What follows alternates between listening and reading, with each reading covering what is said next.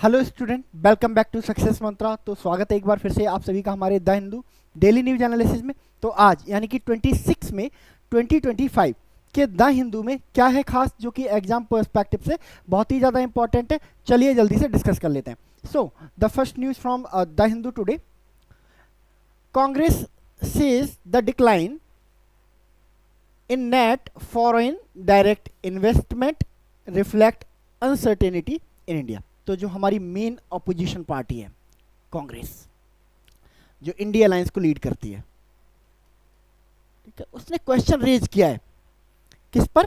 Foreign direct investment पे। और उन्होंने क्वेश्चन पूछा है गवर्नमेंट से कि पिछले साल में जो हमारा फॉरेन डायरेक्ट इन्वेस्टमेंट है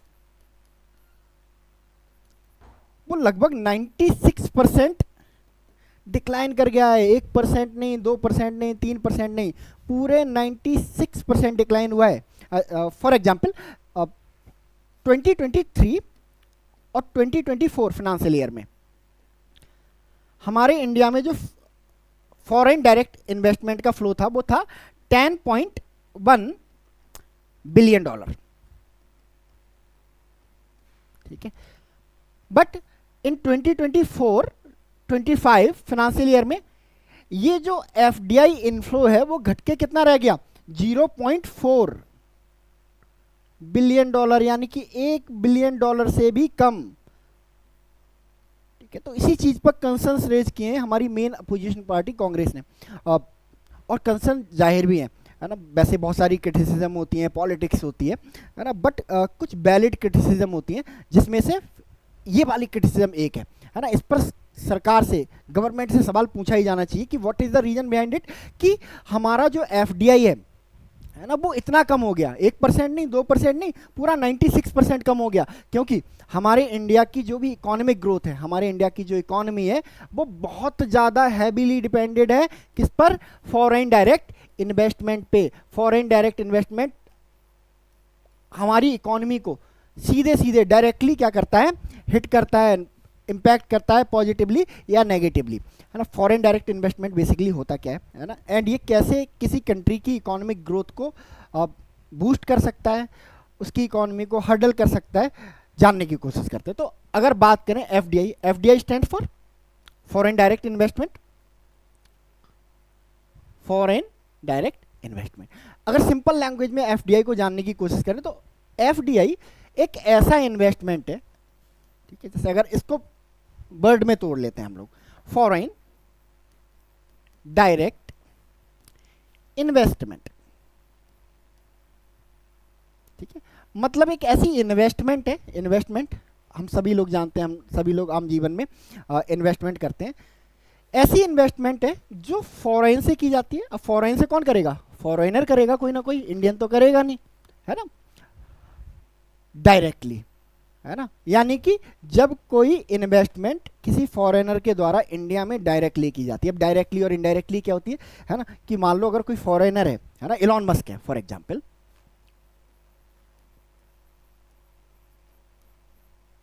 ठीक है, उसके पास इंडिया में इन्वेस्ट करने को लेके दो ऑप्शन है। पहला ऑप्शन तो ये है कि वो इंडिया के शेयर मार्केट में इन्वेस्ट कर दे, ठीक है, किसी कंपनी में इन्वेस्ट कर दे, उस कंपनी को इन्वेस्टमेंट मिलेगा, वो कंपनी क्या करेगी? ग्रो करेगी और एडिशनल प्लांट लगाएगी या एडिशनल सर्विसेज प्रोवाइड करने लगेगी, है ना। अब इलॉन मस्क ने जब ये शेयर मार्केट में इन्वेस्ट किया तो उसके लिए उसे इंडिया पैसे लेके आने की जरूरत नहीं पड़ी। उसने अमेरिका से बैठे बैठे, यूएसए से बैठे बैठे इंडिया में इन्वेस्ट कर दिया।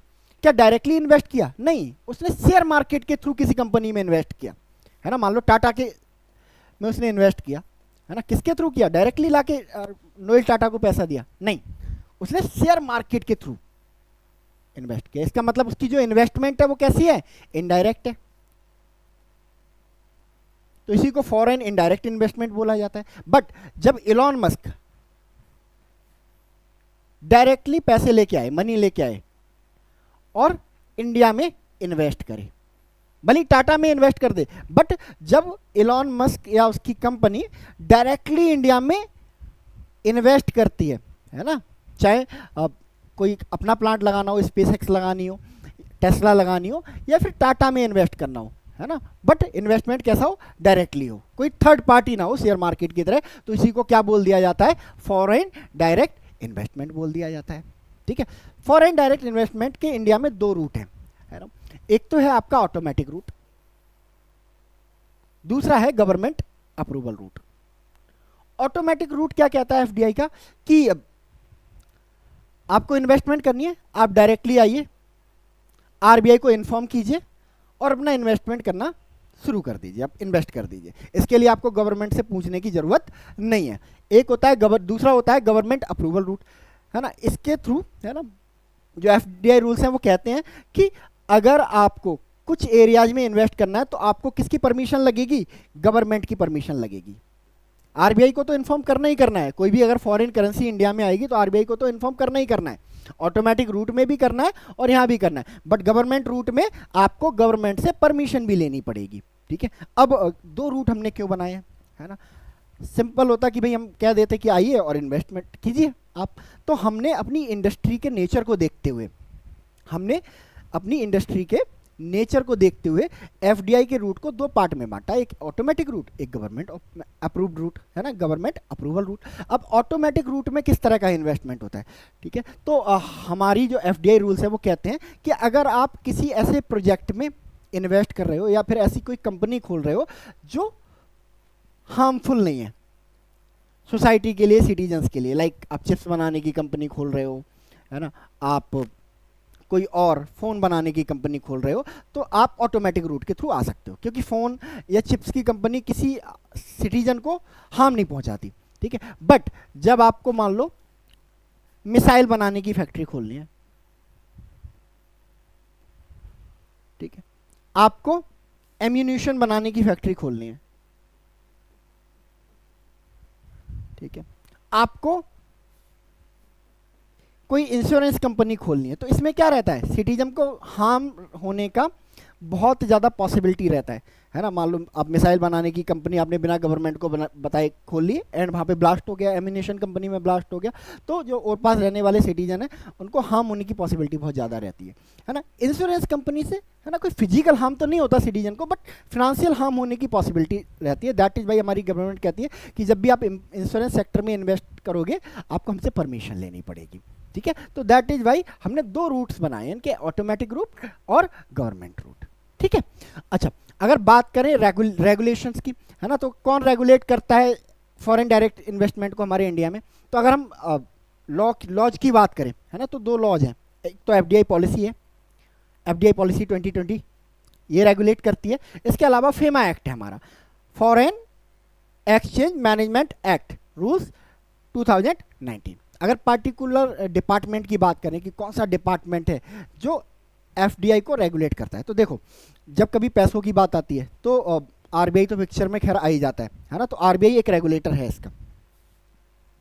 ठीक है, बट, है ना, यूनियन गवर्नमेंट का एक डिपार्टमेंट है जिसका नाम है department for promotion of industry and internal trade, जिसे डीपीआईआईटी भी कहते हैं। इसको बोला जाता है कि ये एफडीआई का प्राइमरी रेगुलेटर है।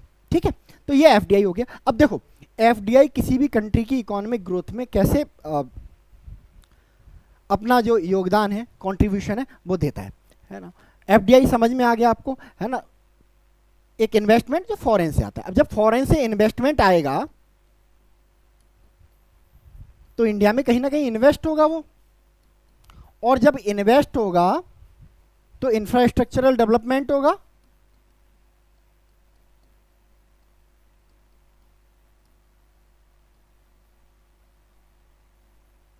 डेवलपमेंट होगा। जब इंफ्रास्ट्रक्चरल डेवलपमेंट होगा तो जॉब क्रिएशन होगा,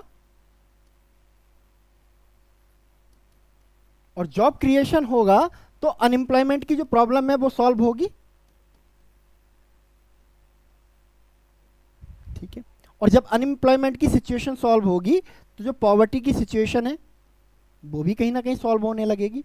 तो इस तरह से ओवरऑल ना सिर्फ इकोनॉमी को, हमारे सोशल पर्सपेक्टिव को बदलने की कैपेबिलिटी रखता है foreign direct investment. That is why जो हमारी मेन अपोजिशन पार्टी है उसने इस पर क्वेश्चन रेज किए कि भाई रीजन बताओ, यूनियन गवर्नमेंट से पूछा कि आप रीजन बताओ कि व्हाट आर द रीजन जिसकी वजह से हमारा जो एफडीआई फ्लो है, इनफ्लो है, वो घट के $0.4 बिलियन रह गया, कितने से? $10.1 बिलियन से, है ना, इन the comparison of previous financial year, है ना। तो एक वैलिड क्वेश्चन है, और ना सिर्फ अपोजिशन को, हमको भी ये सवाल सरकार से पूछना चाहिए।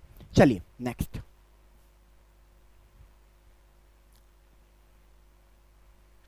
India Maldives to review economic and maritime security partnership.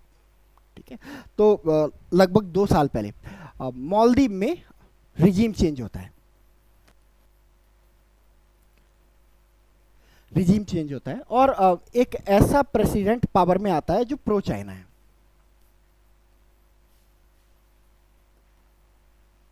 ठीक है, इन्होंने अपनी जो पॉलिटिकल कैंपेन थे, है ना, प्रेसिडेंशियल इलेक्शन कैंपेन में, वहाँ पे इंडिया को बहुत ज़्यादा बैश किया, इंडियन प्राइम मिनिस्टर को बहुत ज़्यादा बैश किया, है ना, जिसकी वजह से इनके प्रेसिडेंट बनने से पहले ही इंडिया और मालदीव के रिश्ते जो है ख़राब हो गए। बट ये फाइनली जब जीत गए तो ये रिश्ते और ज़्यादा ख़राब हो गए, क्योंकि इन्होंने एंटी इंडिया स्टांस लेने शुरू कर दिए। इन्होंने इंडिया को बोला कि जो आपका जो बेस है हमारे यहाँ पे, आपके जो फौजी हैं हमारे यहाँ पे, सोल्जर्स हैं, आप उनको बुला लीजिए, हमें रिक्वायरमेंट नहीं है।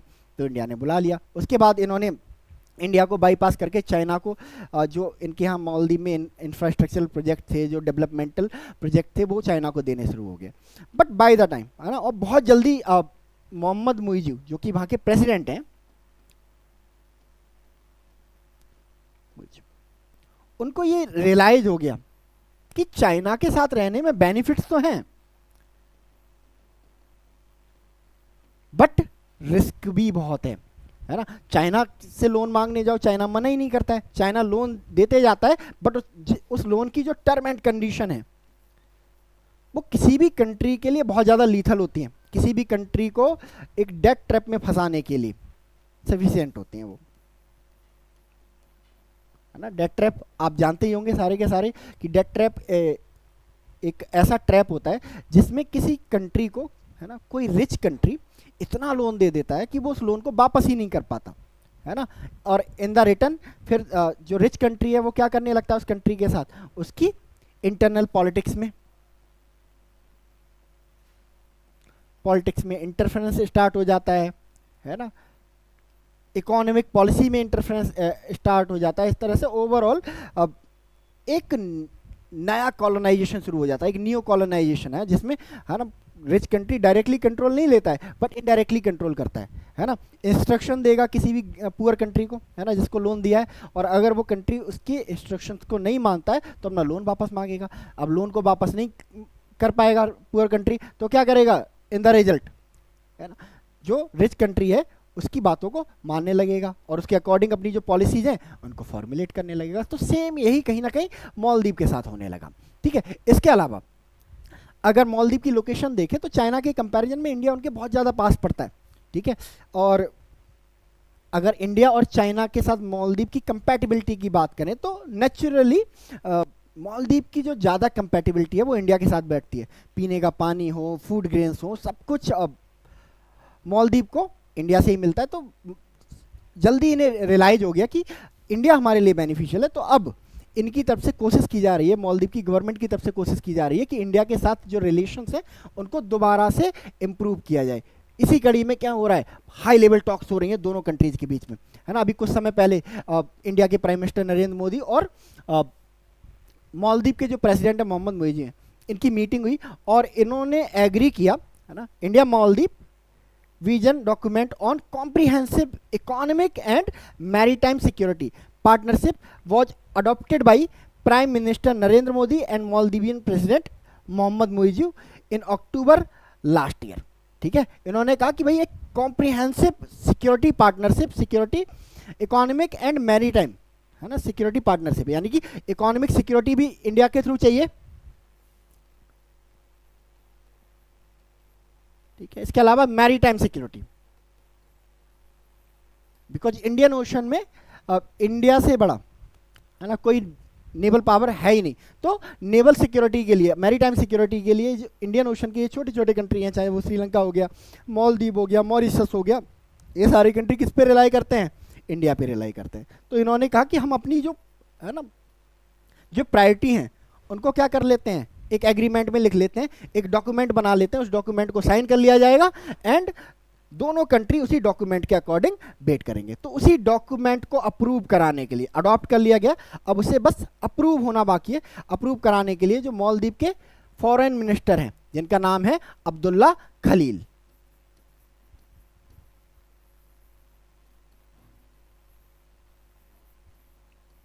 ठीक है, ये इंडिया आए हुए हैं और बहुत जल्दी इनकी जो मुलाकात है, बायलैटरल टॉक्स हैं, वो इनके काउंटर पार्ट्स यानी कि Indian foreign minister S Jaishankar के साथ होंगी। और ये जो विजन डॉक्यूमेंट है on comprehensive economic and maritime security partnership, ठीक है, इसको क्या कर दिया जाएगा, ऑन ग्राउंड लेके लाए जाने की कोशिश की जाएगी कि भाई इसको अडॉप्ट तो कर लिया गया है बट अब इसको ऑन ग्राउंड लेके आया जाए, इसको इम्प्लीमेंट किया जाए,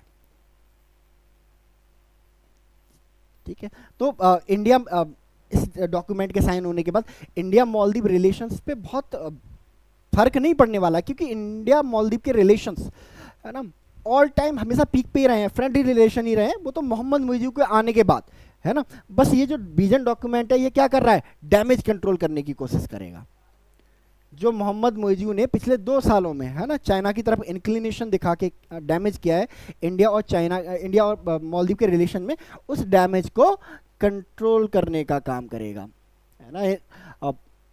बस कुछ रिपोर्ट ये भी कहती हैं कि मोहम्मद मुइज़ जो प्रेसिडेंट है मालदीव के, इनके अगेंस्ट मालदीव में ही प्रोटेस्ट स्टार्ट हो गए है ना, कि उन्होंने कहा कि आप इंडिया को कैसे इग्नोर कर सकते हो, इंडिया हमारा ऑल वेदर फ्रेंड है, हमारे यहाँ पे सुनामी आए तो इंडिया सबसे पहले एड भेजे, हमारे यहाँ पे ड्रॉट आए तो सबसे पहले इंडिया फूड ग्रेन्स भेजे और रेगुलरली इंडिया फूड ग्रेन्स भेजता है, वाटर सप्लाई हमारी इंडिया से आती है, तो हम इंडिया के बिना सर्वाइव नहीं कर सकते हैं। तो अगर आपको पावर में बने रहना है तो आपको इंडिया के साथ अच्छे रिश्ते बना के रखने ही होंगे, बिकॉज इंडिया क्या है, हमारी एक मजबूरी है। और एक और एस्पेक्ट है, इंडिया से ना सिर्फ वाटर के लिए, ना सिर्फ फूड ग्रेन्स के लिए ये कंट्री डिपेंडेड है, बहुत सारा टूरिज्म जाता है इंडिया से मालदीव में। देखा होगा मालदीव छुट्टियां मनाने जाते हैं, वहाँ के बीचेज बहुत ज़्यादा फेमस है ना। बीच में प्राइम मिनिस्टर लक्षद्वीप चले गए थे और उन्होंने बोला था लक्षद्वीप को प्रमोट करने का टाइम आ गया है, सब लोग लक्षद्वीप वगैरह आए, है ना। तो इसके बाद पैनिक मचा बांग्लादेश में, और बांग्लादेश की जो डीप स्टेट है, जो बांग्लादेश के मालदीव के जो ऑफिशियल्स हैं उनमें, उन्होंने कहा कि नहीं, इंडिया के बिना सर्वाइव नहीं कर सकते। तो जो अब ये नुकसान हो गया, ये जो डैमेज हो गया है इंडिया मालदीव रिलेशन में, इसको कंट्रोल करने का टाइम आ गया है। और इसी डैमेज कंट्रोल का नाम क्या है, comprehensive economic and maritime security partnership, ठीक है। बाकी चलते चलते जान लेते हैं मालदीव के बारे में। मालदीव कहाँ पे है? मालदीव अगर आप देखो तो इंडिया के, ये हमारा इंडिया रहा, इंडिया के साउथ वेस्ट में है, ठीक है। और अगर मालदीव से बात करें तो इंडिया इसके नॉर्थ ईस्ट में है, ठीक है। लोकेशन इसकी क्या है, नॉर्दर्न सेंट्रल इंडियन ओशन, ठीक है। लोलिंग आइसलैंड है ये, ठीक है। और 2 इसके नेबरिंग कंट्री हैं बेसिकली, एक इंडिया है और ये यहाँ पे श्रीलंका रहा, ऊपर श्रीलंका रहा। इंडिया यहाँ से कितना किलोमीटर है ना, अगर किलोमीटर्स में डिस्टेंस को मेजर करें तो इंडिया और मालदीव के बीच की जो डिस्टेंस है वो 600 किलोमीटर है, वेयर एज इंडिया और श्रीलंका के, मालदीव और श्रीलंका के बीच की जो डिस्टेंस है वो 645 किलोमीटर है। मालदीव 1200 स्मॉल आइलैंड का एक छोटा सा ग्रुप है, जिसकी कैपिटल क्या है, माले। ये देखो माले। ऑफिशियल लैंग्वेज की बात करें तो इसकी ऑफिशियल लैंग्वेज क्या है, धिवेई है, जिसे आप मालदीवियन भी कहते हैं। इसके अलावा अरेबिक, हिंदी एंड इंग्लिश भी यहाँ पे बोली जाती है। इसका जो रिलीजन है, स्टेट रिलीजन इस्लाम है, और इकोनॉमी बेसिकली इसकी टूरिज्म के अराउंड घूमती है, टूरिज्म बेसिस है, ठीक है। चलिए next, ISS trip draws closer, Shubhanshu Shukla enters quarantine. Shubhanshu Shukla group captain, हमारी इंडियन एयरफोर्स के पायलट थे, अब ये एक्जियम-4 मिशन को पायलट करेंगे। एक्जियम-4 मिशन क्या है, एक प्राइवेट मिशन है जो इंटरनेशनल स्पेस स्टेशन ISS पे जाएगा। तो अब इसकी जो डेट है वो फिक्स हो गई है कि 8 जून को इसे लॉन्च करना है, ठीक है। तो जब भी कोई एस्ट्रोनॉट लॉन्च किया जाता है ना, या फिर कोई क्रू लॉन्च किया जाता है स्पेस में या इंटरनेशनल स्पेस स्टेशन पे, तो उसको लगभग 14 डेज का क्वारंटीन करना पड़ता है, 14 to 15 डेज का क्वारंटीन करना पड़ता है। मतलब उसको दुनिया से है ना काट के अलग कर दिया जाता है, ताकि है ना कोई कॉन्टेजियस बीमारी, डिसीज उसको ना हो जाए, कोई बीमारी ना हो जाए, क्योंकि हर क्रू मेंबर अपने आप में इंपॉर्टेंट है ना। अब शुभांशु शुक्ला कौन है? कैप्टन है ये, ठीक है, पायलट। अब पायलट ही अगर बीमार पड़ गया, मान लो किसी कॉन्टेजियस बीमारी के होने से, है ना, तो इस क्रू को लेके कौन जाएगा? दैट इज वाई इन सबको क्या होना पड़ता है? क्वारंटीन होना पड़ता है। तो कल इनका send off. Exim 4 crew is on their way to quarantine. Before they go, Exim Space employee came together to celebrate crew send off. है ना, एक सेंड ऑफ सेरेमनी होती है जब भी कभी क्रू को किसी मिशन पे भेजा जाना होता है, तो उनको क्वारंटीन करने से पहले, है ना, उनके जो अदर क्रू मेंबर्स हैं जो पूरे मिशन की प्रिपरेशन में लगे रहते हैं, वो उन्हें सेंड ऑफ पे करते हैं, है ना, कि अब देखो एक रिस्क तो रहता है ना, तो उस रिस्क की वजह से भी, एंड इनमें से बहुत सारे है ना क्रू मेंबर तो आपस में एक दूसरे को जानते हैं, बट अदर जो मेंबर है ना जो इस प्रोजेक्ट पे काम कर रहे होते हैं वो नहीं जानते, तो उनका एक मीटअप भी हो जाता है। तो कल सेंड ऑफ हुआ था इनका, उसके बाद ये सारे लोग कहाँ चले गए? क्वारंटीन में चले गए। ठीक है, शुभांशु शुक्ला, ग्रुप कैप्टन शुभांशु शुक्ला, अगर इनकी बात करें तो ये इंटरनेशनल स्पेस स्टेशन पे जाने वाले फर्स्ट इंडियन होंगे, अपने आप में हिस्ट्री बनाने वाले हैं। First Indian to approach International Space Station. इसके अलावा दूसरे इंडियन होंगे ये, second Indian to go to space. पहले कौन थे? कमेंट सेक्शन में बताइए, who was the first Indian to reach space? International Space Station नहीं गए थे वो, ठीक है, तो उनका नाम जल्दी से कमेंट सेक्शन में बताइए। ठीक है, इसके अलावा फर्स्ट इंडियन होंगे जो किसी प्राइवेट मिशन पे जाएंगे, है ना, प्राइवेट मिशन के थ्रू, है ना, प्राइवेट स्पेसशिप के थ्रू जाएंगे international Space station. Rakesh Sharma को जो हमारे पहले एस्ट्रोनॉट थे वो किसके थ्रू गए थे?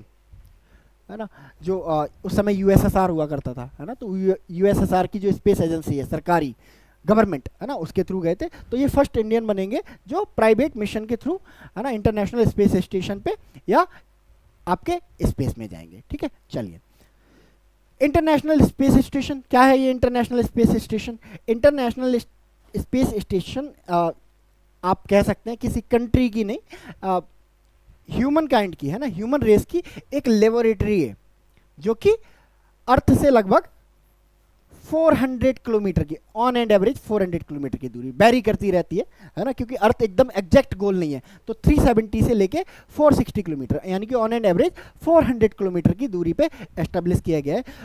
क्यों एस्टेब्लिश किया गया है? रिसर्च परफॉर्म करने के लिए, रिसर्च रिलेटेड वर्क परफॉर्म करने के लिए, ठीक है, और एस्ट्रोनॉमिकल डिस्कवरीज के लिए। ठीक है, अगर इसका शेप देखो तो इसका शेप बहुत बड़ा है, एक फुटबॉल के ग्राउंड के बराबर इसका शेप है। ठीक है, तो इतना बड़ा स्ट्रक्चर एक बार में लॉन्च करना पॉसिबल नहीं था, तो इसे पार्ट्स में लॉन्च किया गया था, बहुत सारे पार्ट्स में, लगभग 5-6 सालों में इसे लॉन्च किया गया था, पार्ट्स में लॉन्च किया गया था। ठीक है, सबसे पहला पार्ट कब लॉन्च किया गया था इसका? 1998 में लॉन्च किया गया था। ISIS was taken into space piece by piece and gradually built in orbit with its assembly requiring more than 40 mission, यानी कि 40 मिशंस लगे ISI इंटरनेशनल स्पेस स्टेशन को असेंबल करने में। ठीक है, कौन कौन सी स्पेस एजेंसी हैं जो कंट्रीब्यूट करती हैं इन इंटरनेशनल स्पेस स्टेशन? तो एक तो यूरोपियन स्पेस एजेंसी है ना, जो यूरोप के कंट्रीज को रिप्रेजेंट करती है। दूसरी नासा है जो यूएसए को रिप्रेजेंट करती है, जापान की जाक्सा, कनाडा की कैनेडियन स्पेस एजेंसी, रशिया की रॉसकॉस्मोस। तो ये 5 एजेंसीज हैं जो इंटरनेशनल स्पेस स्टेशन में कंट्रीब्यूट करती हैं। ठीक है, चलिए, कब तक काम करेगा ये? इसकी जो लिमिट है वो कब तक रखी गई है? एक्सपायरी डेट 2030 तक। चलिए नेक्स्ट,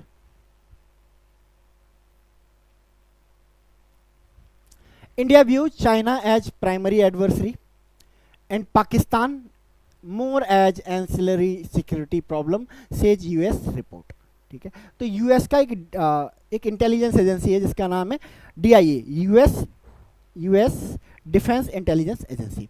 ठीक है, तो अभी हाल ही में इन्होंने अपनी world wide threat assessment report जो है वो जारी करी है। ठीक है, और इन्होंने अपनी डीआईए ने अपनी world wide threat assessment report 2025 में ये क्लियरली मेंशन किया है। उन्होंने कहा कि देखो, इंडिया जिस तरह से खुद को सेव कर रहा है, इंडिया जिस तरह से खुद को ग्रो कर रहा है, उसे देख के ऐसा लगता है कि वो पाकिस्तान को अपना एनिमी मानता ही नहीं है। वो अपना प्राइमरी एडवर्सरी किसको मानता है? चाइना को मानता है। ठीक है, इन्होंने एग्जाम्पल दिए हैं कि भाई देखो, जिस तरह से चाइना मिसाइल डेवलप कर रहा है, जिस तरह से इंडिया अपनी जो डिफेंस टेक्नोलॉजी है उसको इन्हांस कर रहा है, उसको देख के लगता नहीं है कि पाकिस्तान को भी एक एनिमी मानता भी है। उसकी जितनी भी प्रिपरेशन है ना, वो किसके रिगार्डिंग होती है? चाइना के रिगार्डिंग होती है। क्योंकि देखो, अगर पाकिस्तान को अपना प्राइमरी एडवर्सरी इंडिया मानता तो एयरक्राफ्ट कैरियर रखने की जरूरत नहीं थी। एयरक्राफ्ट कैरियर जो नेवी में होते हैं, आईएनएस विक्रांत के बारे में सुना होगा आपने, आईएनएस विक्रमादित्य के बारे में सुना होगा। उन्होंने कहा कि भाई अगर पाकिस्तान को अपना प्राइमरी एडवर्सरी मानता तो एयरक्राफ्ट कैरियर रखता ही नहीं। एयरक्राफ्ट कैरियर चाइना के पास है, इसलिए इंडिया रखता है। ठीक है, सबमरीन्स, ठीक है, इंडिया के पास इतनी सफिशिएंट सबमरीन थी पहले से कि पाकिस्तान को कंट्रोल किया जा सके। बट जिस तरह से इंडिया अपनी सबमरीन्स का नंबर इंक्रीज करता जा रहा है, उसको देख के ये लगता है कि पाकिस्तान कभी इसकी एडवर्सरी लिस्ट में था ही नहीं। इसकी जो प्रिपरेशन है किसके लिए है? चाइना के लिए। और भी बहुत सारे इन्होंने एग्जाम्पल दिए हैं कि किस तरह से जो इंडिया अपना जो न्यूक्लियर आर्सेनल है ना, उसको इम्प्रूव कर रहा है धीरे धीरे, उसको टेक्नोलॉजिकली एडवांस कर रहा है ना। जबकि अगर पाकिस्तान के कंपैरिजन में इंडिया के न्यूक्लियर आर्सेनल की बात करें तो लगभग 20 साल, है ना, 20 साल आगे है हमारा जो न्यूक्लियर प्रोग्राम है ना। बट ये प्रिपरेशन किसके लिए? चाइना के लिए।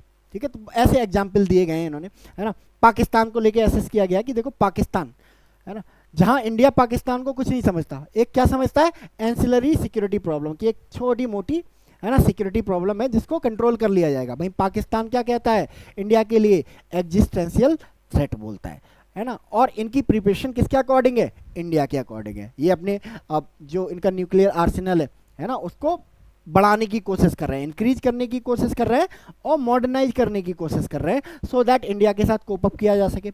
ये अपनी एयरफोर्स कैपेबिलिटी बढ़ाने की कोशिश कर रहे हैं ताकि, है ना, इंडिया के साथ मैचअप कर सकें। इसके अलावा इंडिया पे बहुत ज़्यादा फोकस किया गया है इस रिपोर्ट में। इंडिया रशिया रिलेशंस के बारे में डिस्कस किया है। ठीक है, इन्होंने बोला कि हालांकि नरेंद्र मोदी की गवर्नमेंट आने के बाद, नरेंद्र मोदी के प्राइम मिनिस्टर बनने के बाद इंडिया ने रशिया के साथ जो डिफेंस डील्स हैं वो करना कम कर दिए, बट अभी भी रशिया इंडिया का सबसे बड़ा डिफेंस पार्टनर है और सबसे रिलायबल पार्टनर है। तो इंडिया अभी एकदम से कट ऑफ नहीं करेगा कि उन्होंने यूएस का नेचर भी देखा है और उन्होंने रशिया का नेचर भी देखा है। तो in the comparison of USA, Russia is more reliable to India. तो दैट इज वाई रशिया को डिसोन नहीं करेगा। इसके अलावा रशिया को डिसोन करने का मतलब क्या है इंडिया के लिए? कि रशिया को गिफ्ट कर देना सीधे सीधे किसको? चाइना को, है ना, जो इंडिया अफोर्ड नहीं कर सकता है। ठीक है, और जब रशिया चाइना को गिफ्ट हो जाएगा तो ऑटोमेटिकली किसको गिफ्ट हो जाएगा? पाकिस्तान को गिफ्ट हो जाएगा। एंड हमारे जो मेजर वेपन्स हैं, है ना, वो रशियन है ना। तो अगर रशिया पाकिस्तान की तरफ इंक्लाइंड हो गया तो इंडिया की डिफेंस टेक्नोलॉजी के लिए एक बहुत बड़ा थ्रेट खड़ा हो जाएगा, ये कहा गया है इस रिपोर्ट में।